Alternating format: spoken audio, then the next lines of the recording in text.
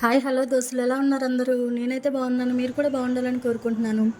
ఈరోజు అయితే special curry అండి. నాకు ఎంతో ఇష్టమైన చింత చిగురు కూర. ఇది చిన్నప్పుడైతే అసలు చాలా తింటూ ఉంటుండే. ఊర్లలో దొరుకుతుండేది కదండి చాలా చెట్లకి. సో ఫ్రెష్గా తెంపుకొని వండుకొని తింటుండే వాళ్ళం కదా. సో ఇది సిటీలో అయితే ఇప్పుడు కొనుక్కొచ్చుకొని తినాల్సిందే, తప్పదు మనకి. స్పెషల్ అండి ఈరోజు చింత చిగురు కర్రీ. ఈ ఇయర్ ఫస్ట్ టైం తీసుకొచ్చారు.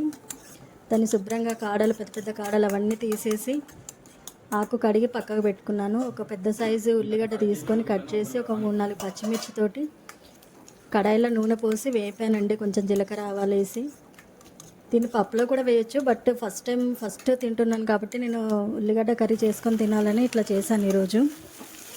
సో ఉల్లిగడ్డ బాగా వేగాక, పచ్చిమిర్చి ఉల్లిగడ్డ వేగాక కడిగి పక్కకు పెట్టుకున్న దగ్గరికి ఫ్రై లాగా ఉండాలి అంటే అట్లా కూడా తినొచ్చు. లేదు అంటే కొంచెం ఇగురులాగా ఉండాలంటే కొంచెం ఒక చిన్న గ్లాసుడంతా హాఫ్ గ్లాసుడు వాటర్ పోసుకొని ఇంకొక 2-3 మినిట్స్ గట్టిగా ఉడకనిచ్చాక తీసి పక్కకు పెట్టుకోవడమే అండి. వేడివేడి రైస్లో వేసుకొని దీంతో పాటు కొంచెం నెయ్యి వేసుకున్నా పర్లేదు, లేదు సొంతంగా తిన్నా పర్లేదండి.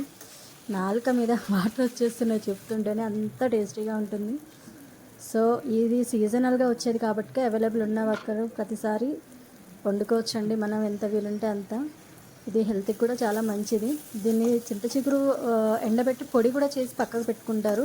అప్పుడప్పుడు కర్రీస్లలో వేస్తే కూడా చాలా టేస్టీగా ఉంటుంది. చింతపండు బదులు చింత చిగురు ఇది పొడి చేసి. సో హెల్త్కి కూడా చాలా బెనిఫిట్స్ ఉంటాయండి. సో రెడీ అయిపోయిందండి చింత చిగురు కర్రీ. కొంచెం వాటర్ పోసాను, అంతా అయ్యాక అది కొంచెం దగ్గర పట్టాక తింపేసి ఇంకా లంచ్లోకి తినేయడమే అండి.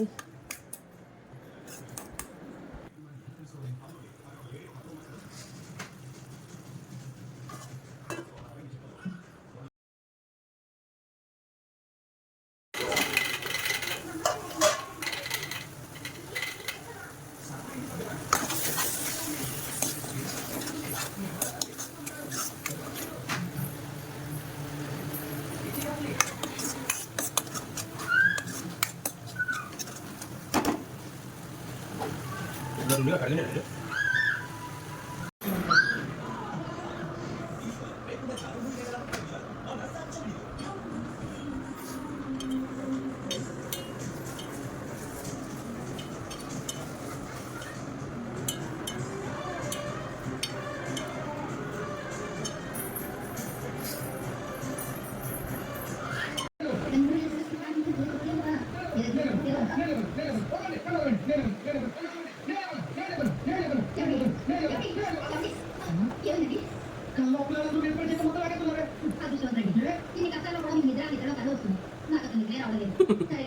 ఇవాళ 1 తారీఖు.